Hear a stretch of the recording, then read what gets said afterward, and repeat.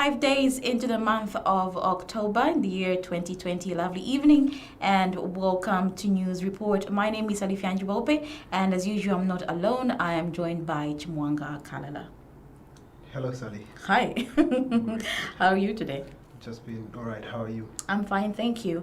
And of course, today is World Teachers Day, and of course, there's a lot that we will be appreciating, teachers for the role that they have played in many of people's lives as well. But before we get to that, if you're watching us right now, you're catching us on our Top Star channel that is 112, as well as our Facebook page that is a live TV as well. For your comments and contributions, please be sure to send them through our Facebook page or the number that is down on your screen. That is 0976 599 547 as well. And so today we would like to look at the stories that are making headlines before we get into the details of the stories. So stakeholders weigh in on World Teachers Day. And NDC to protest against ECZ. Okay, so those are the top stories we have for this evening. Please feel free to get in touch with us for your contribution. So obviously, like we mentioned in the preamble of the show, that today is World Teachers Day, and happy Teachers Day to the teachers out there. I like to refer to them as educators, in that regard, because they do so much for everyone. They've done so much for you. They've done so much for me. And learning is an everyday process as well. But for the passion and input and the sacrifice that the teachers get to make every day, I think that should be recognized as well. Not only by the parents, but the world over as well, and the children themselves need to know why it is important to actually have the teachers in their lives and why they're actually going to school as well. And so today, during the World Teachers Day commemoration, the National Action for Quality Education has challenged government to honor its promises of providing decent accommodation for teachers. I think this is just one particular area that has been mentioned in this statement as well. But apart from that, apart from housing as well, I think there's a lot that teachers should actually be getting as well. And there was a concern in the past when it comes to maybe you compare a salary of a doctor, a medical doctor, and a teacher as well. The difference there was quite a lot, because before they get to be who they are, they actually have to go through the learning process, and the person that gets them there is a teacher or a lecturer in this particular regard. What does it mean to you to celebrate World Teachers Day? Exactly. Obviously, for everyone, we've all had a chance to interact with teachers. They've done a lot for us. They've run us through our course, our education. I think they are quite patient and understanding. Most teachers are, and I believe they deserve more recognition. They deserve recognition and better conditions of service. As we are led to believe by all these statements we've seen from various educational bodies and unions. So I believe teachers deserve more for the roles that they play in ensuring that our education system is up and running and just going over and beyond to ensure that everything is running smoothly. I believe teachers deserve more. Yeah, and I do think, during the whole period when the nation was on lockdown, not just in the country, but I think world over as well, I think, parents and guardians really understood, what it means to actually now be a teacher, the pressure that, comes upon you. And this was, by, the whole idea of having to be, to homeschool your kids as well. So that one, I think, made a lot of people realize that, the role that teachers actually play is quite a huge one. Because it's one thing if you're coming from, a background where your values and morals are different from the next person as well, and the teacher has to be on neutral ground and ensure that everyone receives equal education in a classroom or at a school as well. And I do like the fact that executive director for National Action for Quality Education of Zambia, mentioned the fact that government in this particular regard should fulfill the promises that they give to teachers as well. Are there enough teachers in the school? Is there enough resource to enable or an enabling environment to ensure that a teacher is, playing the role that they should play, in the lives of the children? I believe so. So the Professional Teachers Union of Zambia General Secretary Mr. Kangwa Musenge has promised to negotiate better conditions of service for teachers. Right. I believe this cues in perfectly with what you're trying to say of ensuring that the teacher to pupil ratio is maintained at a reasonable rate. So I believe there's need for more teachers, because just a couple of weeks ago we saw the Minister of General Education, Mr. Dennis Wanchinga, explaining to Parliament that there's a deficit of about 45,000 teachers in schools nationwide.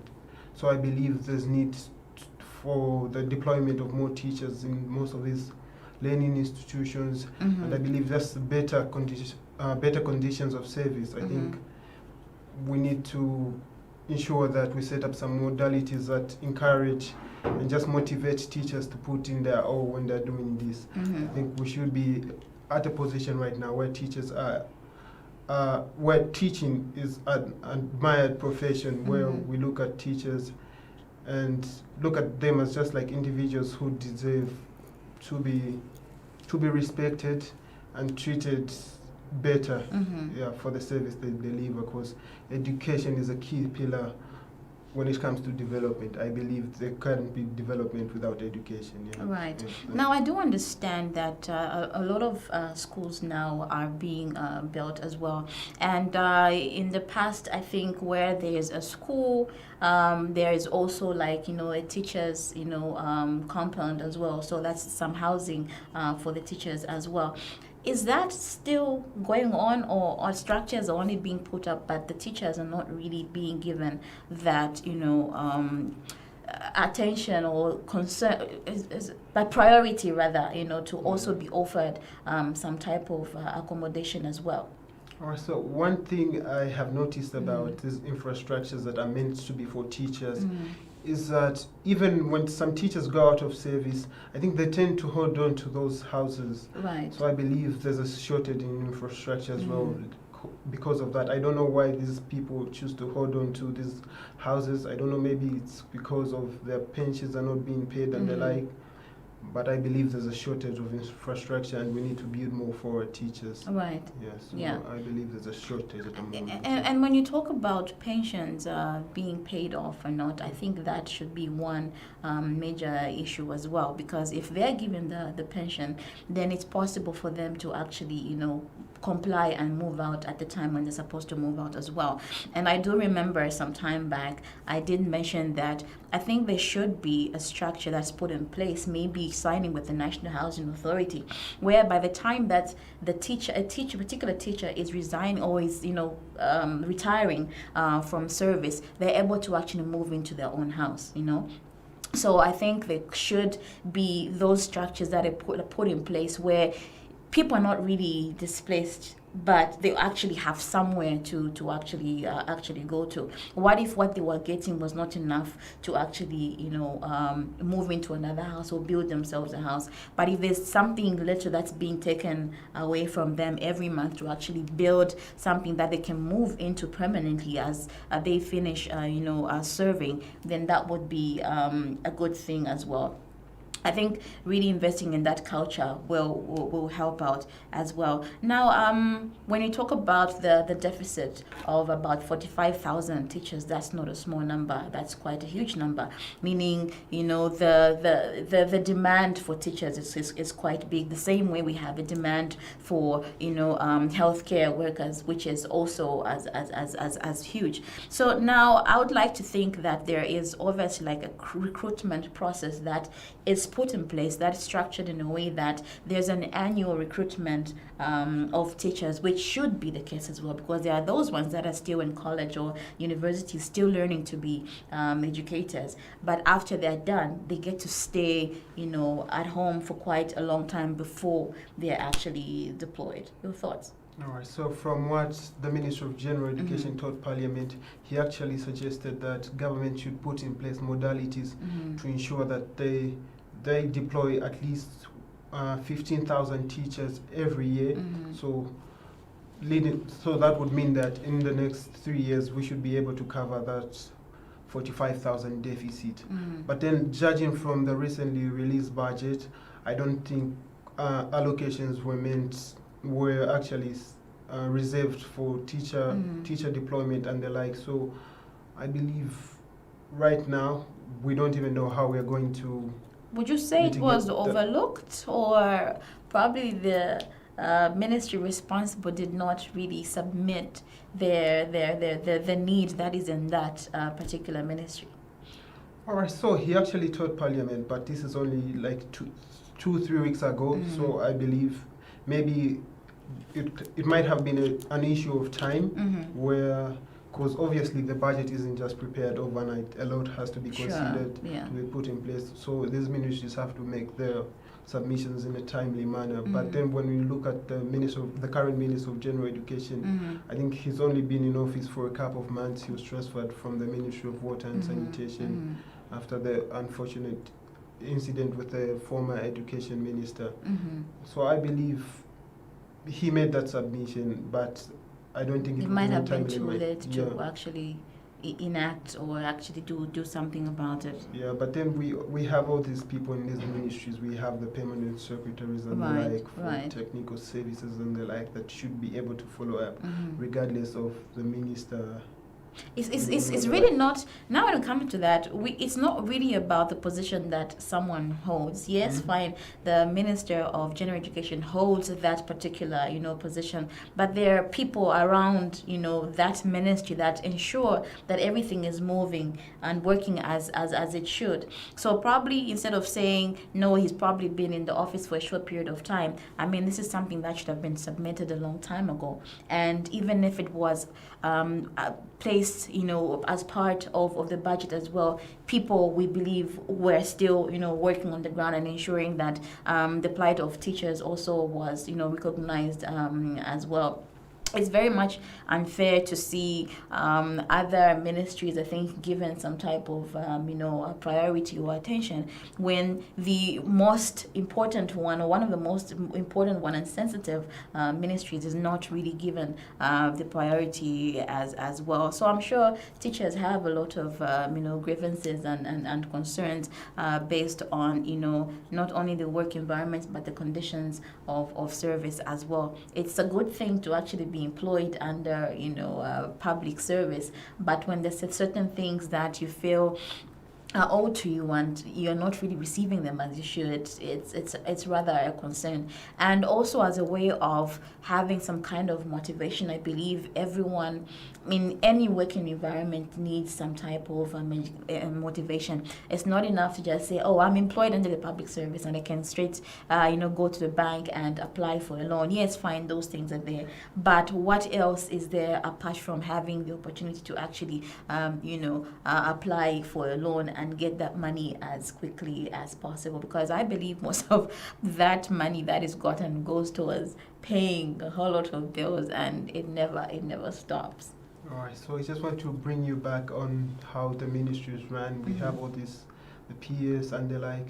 So I think for the Ministry of General Education, the PS there, Mr. Jobix Kalumba, has been very active. I think he's pretty much hands-on. He's been trying to push things. He's all over the place, trying to ensure that everything is in place, and I think he's doing a commendable job. So I think I read somewhere that there'll be some teacher deployment exercise going on soon enough, I think just for this year. And I don't know how true that is, but I believe some deployment should be going on soon enough. But we don't know about that 45,000 deficit and what's going to happen with it. Right. But some teachers should be deployed. So we should expect some teachers to be deployed, but maybe not the actual 45,000 deficit that is currently existing as at now. So yeah, I guess that is something also to really look forward to. And I hope the conditions of service will also be made available and better as well. So in the statement, Mr. Chancellor says that teachers are not interested in empty promises as they commemorate the World Teachers Day, but need action to address the challenges with which they are facing, such as inadequate accommodation. Of course, we have already mentioned that as being one of the major concerns that is there as well. And so the Secondary Teachers Union of Zambia General Secretary Wamunyua Situmbeko also asked teachers to reflect on the contributions they have made towards human development in the country.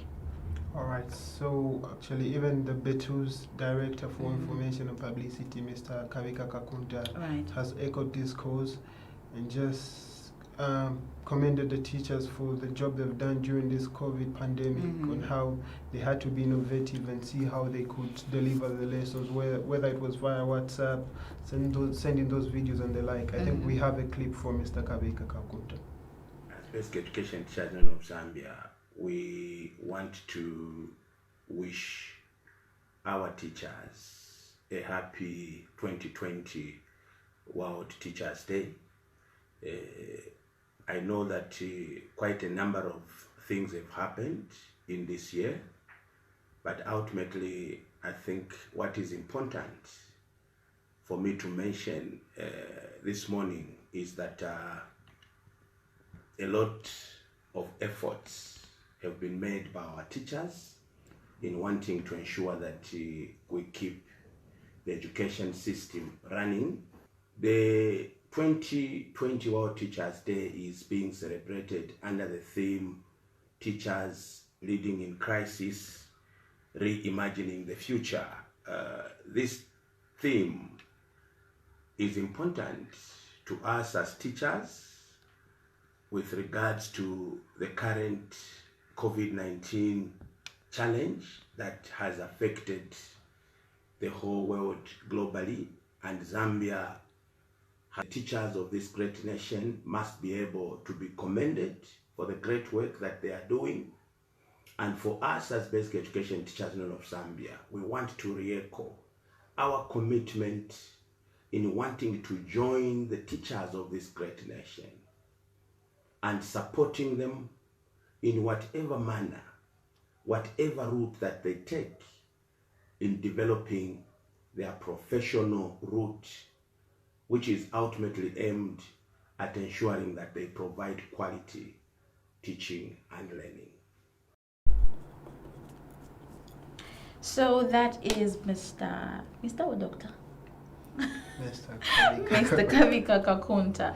Okay, so obviously the theme for this year was teaching or teachers leading in crisis as well, and I think based on that, it has really been a very challenging period where teachers have been put on hold. Schools were closed, and the concern also being for private schools, especially that depend on fees from the parents to actually sustain the lives of the teachers, and also pay off salaries and just do maintenance works around the schools as well. So we should, I think, commend every teacher, every ministry, every stakeholder that came on board to just ensure that there's some teaching still going on through online, and also through TV and radio as well. And so we thank you for really being at the top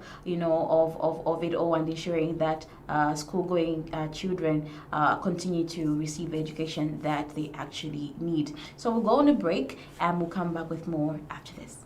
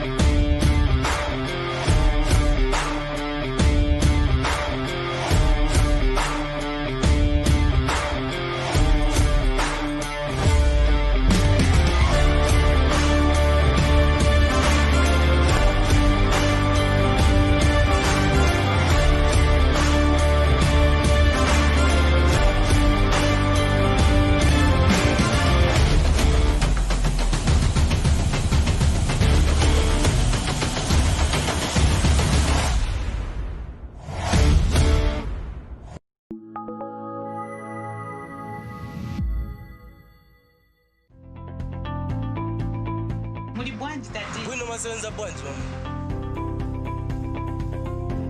Tumyende sakho na iwe. Pali bako ma 20 apolo ma 5 kwacha. Amakoino sashinjira kumuzonda mazisipho. Makoino sothi songathinjeka kubantu abaleyo nje utopukana na 5 hours mamile bano leyo. Kamba nani. That is why you need to get an e-token, sir. It is faster and easier. So what? The e-tolling card Balela Ndapo is a National Road Fund agency card. So all you have to do is just credit it in Dalama and you'll be able to use it per token Monga Panuso. To avoid the inconveniences, so you have to start looking for a 20 chocolate cherusha banso. Introducing the electronic toll card. It's easier, faster, and secure. Access the e-toll cards from all toll gates across the country or the agency's head office in Lusaka at only 30 kwacha. This message is brought to you by the National Road Fund Agency, a sustainable road fund.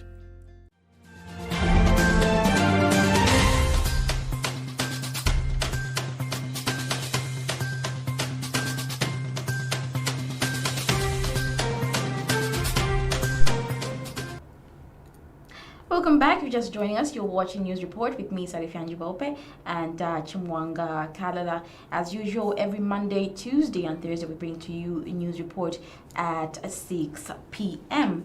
And so we move on to the next story, and this is to do with the Electoral Commission of Zambia. All right, so the National Democratic Congress, NDC, has urged youths in the country to turn up in numbers to demonstrate against the Electoral Commission of Zambia this Wednesday. All right, so NDC National Youth Chairman Charles Kabwita has revealed that following a successful submission on the intent to protest, it is directing all youths that are aligned with the party or other parties and just feel aggrieved by the current happenings that have been going on with the ECZ to turn out in numbers to come and protest, to join the protest. All right, so this protest will also be directed against bad governance and selective application of the law, amongst other issues. So they filed in their intent to protest on the 7th of October, that's this coming Wednesday. So they're hoping to protest against the Electoral Commission of Zambia.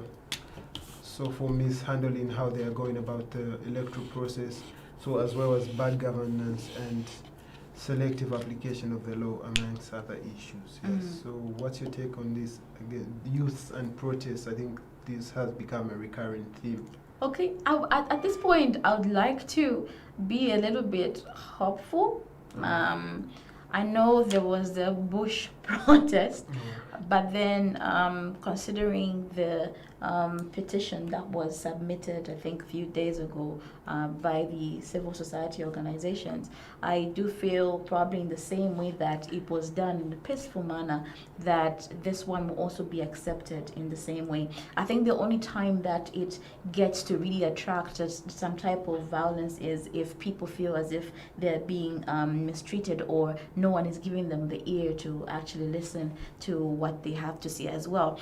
This is a very big concern, in as much as, you know, not so many people are talking about it, but like openly, only probably leaders from political parties as well. But this is a concern and should be a concern for everybody as well. I think we should get to a point where we need to question certain, decisions that are actually made. Because the first time that I heard that, you know, the 2016 voters card will be, deemed now, and void, I think it was really of a concern as well, and especially looking at the period that we have to actually register new voters as well, and the process of having to do an online registration, like how many people are actually going to manage to do that as well. And then there could be people that feel they may do the whole online education for other people, and I noticed something that was done on the Copper Belt where someone was trying to help out with online registration, and the police had to come on board and get the equipment that they were using to actually help with the online registration as well. I should think at this particular point, I think if a lot of people are supposed to be registered, there's some extra help that needs to actually actually be accepted by the ECZ if they're supposed to make this particular registration process successful as well. Now, on the issue to do, I've already responded to the issue to do with the protest as well. I'm trying to be as hopeful as I can be as well on this particular one. And up to now, I'm also looking for answers from the ECZ, as in why they have decided to take this, particular route and trying to re-register people all over again. All right, so they're saying the excuse that has been, or rather the reason that has come up from the ECZ is that they're trying to clear out some deceased voters from the register. So those people that have died, they're trying to clear out all that from the register. So I don't know whether it's necessary for them to come up with a new register, or maybe they could just delete and maybe just make some amendments to the current register. So here's the thing. People already have a voter's card. Okay. What should have been done is, okay, everyone with a voter's card from 2016, come in. We need to get your details. We are doing some kind of census. We need to know how many people actually have a voter's card and are alive at this point. That would have been the better decision to make, as opposed to having to delete everything, because it would really take them a lot of time. So if there are any surviving, registered voters from 2016, those are the ones that should have been going through maybe the online process, so that it's easy for ECZ to keep track of the current voter register as well. And once they've gotten the number of voters that are there, then they could delete the ones that don't actually show up to register. Not that they will be deemed as you're deceased or anything, but probably then if they don't re-register, then they would have to do it in the next election, not the 2021, but the election after that as well, where we will be pressed for time and doing anything in a panic type of way. I think just brings about a whole lot of mistakes as well. And I can assure you that most people are going to do the registration at the very last minute, and that might bring about a bit of clashes here and there. So there could have been a better way of actually doing this. I do think it has got geniuses that could have thought about a better way of having to carry on this particular registration process. So that one really doesn't work for me. It's not enough. There's no meat. It's too much bone but no meat on that particular statement that they gave with their reason for doing so. Yeah. So I believe only two issues here at the focal point of this conversation with ECZ. One of them is the new voter register, the suggestion of coming up with a new voter register, and the other one is concerning the given the prisoners a privilege to vote. So I think those two issues are at the bone of contention at the moment.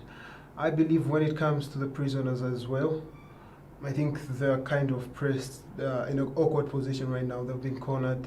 The ruling was passed by the Constitutional Court in 2017 for ECZ to allow these prisoners to vote, and I believe they have no option there. They can go back.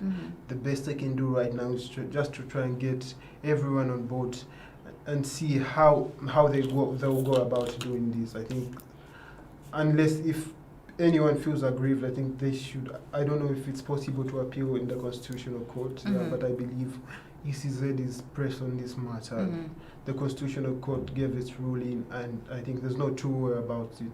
I think anything other than allowing these prisoners to vote on ECZ's end would result into contempt of court, because it was an order.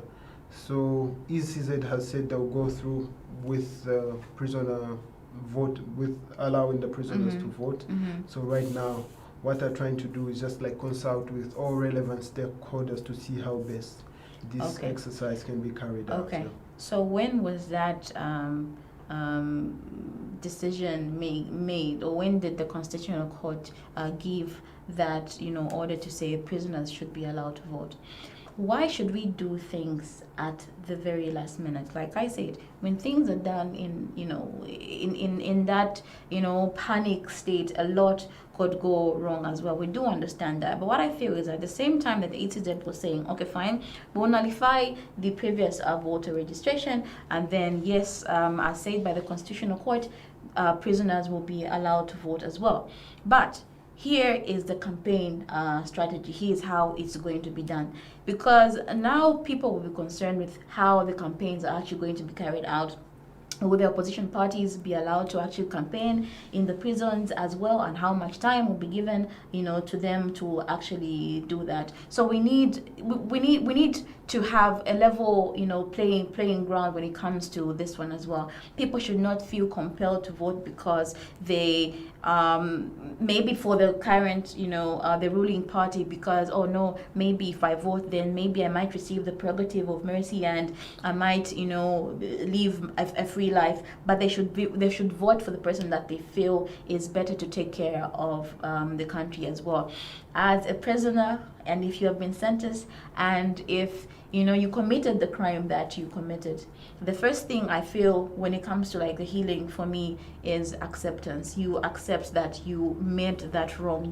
You did a bad thing, but you want to make it right, so in as much as yes, that happened, the right thing has to be done at the end of the day. And so prisoners should not really feel pressed to vote for the ruling party because they feel they'll get a certain privilege. So I think it has to be even, it has to be a level playing ground. And so the announcement of how the campaigns are going to be done also, I feel, should be done now before it's too late. All right. So I believe when it comes to prisoners voting, I think voting is a personal choice, and people should be allowed to vote in whatever way they choose to vote, with the least, without being tampered with. I think they shouldn't be coerced into voting in a particular way, but that's kind of hard to ensure that it's done. So transparency is a key issue here.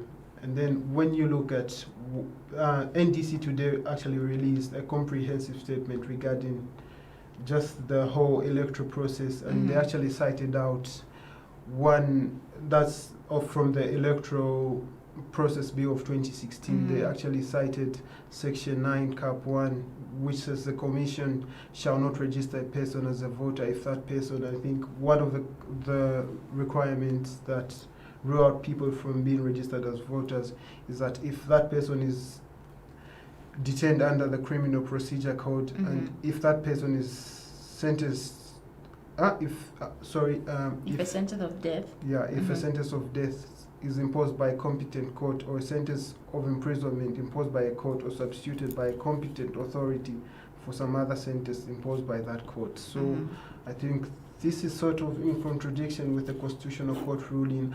I don't know whether the Constitutional Court actually took this in consideration. I believe they should have.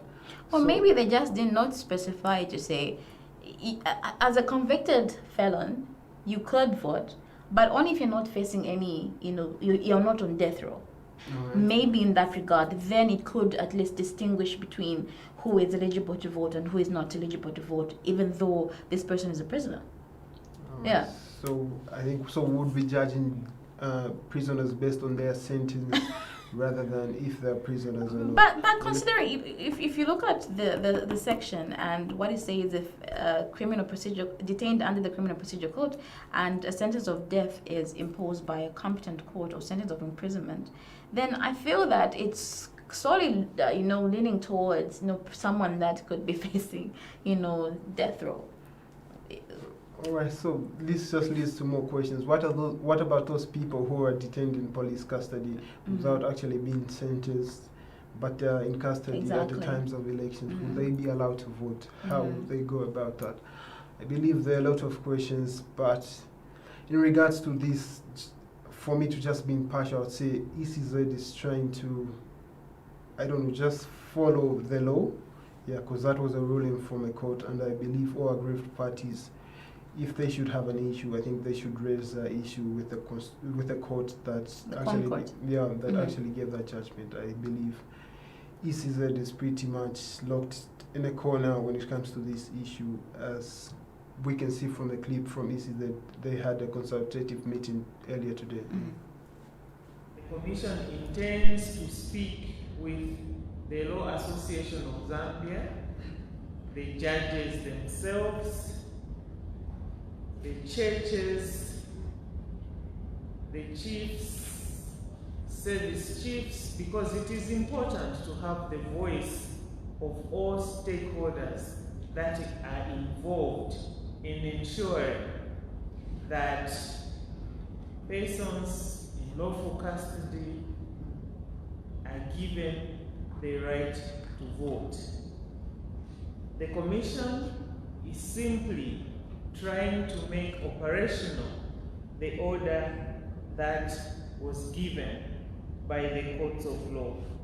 And I quote, "We order the second respondents, the Electoral Commission of Zambia, to take all necessary measures to enable persons in lawful custody to vote." The Commission has no choice but to make operational this order, as failure to do so would put the Commission in contempt of court. Our voices here are not the end of what will happen. As I've mentioned, we are going to go to the Law Association of Zambia and other groupings mentioned before we conclude this discussion. So feel free to air your views, but just to remember that there are many other stakeholders out there that we are still consulting on this matter. All right, so that was the EC's advice chairperson, Ms. Emily Sikazwe, who was talking about how ECZ is trying to incorporate all stakeholders to come and air out their opinions or grievances in regards to the whole notion of prisoners voting. So we're yet to see how this will play out. So as she said, that wasn't the final vote. They're still taking in considerations to see how this will be, how the commission will go about the whole voting process. Sure. And just when we were talking, you brought up the aspect of time. We're running out of time, and we won't be able to keep following up with all these with all these meetings to see how they'll go about it while time is running out. I think time is not with us. With or without reaching a conclusion, the elections will be held next year. So because it started on the fees. The fees were released, and then, well, people were not happy about it, and so they had to go back to consult, came back with a new set of fees, and now we have the online registration process. After the online, people have to still go and do the physical registration. And I feel like there's always one issue after another. We need to get to a point where I think a decision is made and they really just stand by it, as long as it's right. I feel this consultation with the stakeholders should have been made the same time that the Concord made this particular decision, to say, okay, now this is what we've decided to do, that every prisoner now will be given a right to actually place their vote as well. So when it comes to time, I don't know how they're going to do it, but I hope it will be done in a very, in a timely manner, in a very, in a way that people are going to obviously understand what is going on. Now, after this is done, the consultation, won't they still have to go back to the Concord and now reappeal to, depending on what people's response now is going to be, since they're talking about having a consultative meeting with the stakeholders?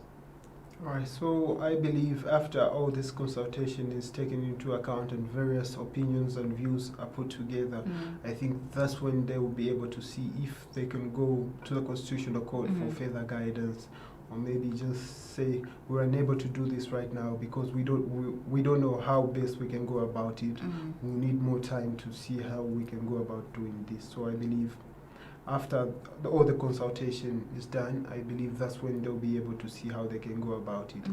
I believe it's been kind of hard to reach a decision because there are a lot of stakeholders here that are involved, and they all have different interests. So it's all about trying to satisfy and just compromising to ensure that everybody feels like they've been heard and their point of view has been taken into account. Yeah. Based on that statement, Chimwanga, you're telling me it's like being called in for an interview. And you're given a platform to actually, state why you'd be the best person for the job as well. You're not the only applicant. You're not the only potential, player that's there. You have some other competition as well. So if you put it that way, it for me it feels as if it's just a formality to look as if they are consulting, the stakeholders, and yet a decision has already been made. Because if it's like that, if we still go back to the same thing, then I feel we would have wasted a lot of time over nothing. All right, so I believe the questions they're trying to answer right now is how are these prisoners going to vote? So I think they just need to set in place some modalities on how they're going to go about voting. If they're unable to come up with a proper way that satisfies all stakeholders on how they'll go about doing this, I believe they'll just have to go back to the Constitutional Court for further guidance. I believe so. Okay, so how are they going to vote? How are the political players also going to campaign? And how, we've already talked about the voting process, like how would they be? So there's a registration of these guys, and then how they're going to vote, and then how the campaigns are going to be carried out in the prisons as well. I think those are the main concerns that are there. But it's every person's right to vote. I feel there are some of those that have been convicted wrongly, and also regardless of whether you are guilty or not guilty, I think it says it's everyone's right to actually vote. So if a condition or the environment, the situation is allowing for them to actually place their vote, I feel that should be done. But whilst they're doing the consultations as well, I think they need to really be smart about the answers that they give and what they're actually going to implement as well. Let them not really add, some fuel to an already burning fire. So if anything, they need to really just try to find a way in which people are able to understand the process. Already we know everyone is supposed to vote, but how it's going to be carried out, this and that, I think is what people are seeking as well. So you can also tell us what you think and send those to 0976-599-547 or our Facebook page, which is Alive TV. And once they come through, we'll, go through them and obviously share with the rest of the world tomorrow. So this now brings us to the end of today's episode of News Report. But before we go, here are the headlines. Stakeholders weigh in on World Teachers Day. NDC to protest against the Electoral Commission of Zambia. Okay, so those are two stories that made headlines today. So on behalf of the entire production crew, this has been Salifyanji, Bweupe and Chimwanga Kalala saying good night and God bless, and see you tomorrow. Good night.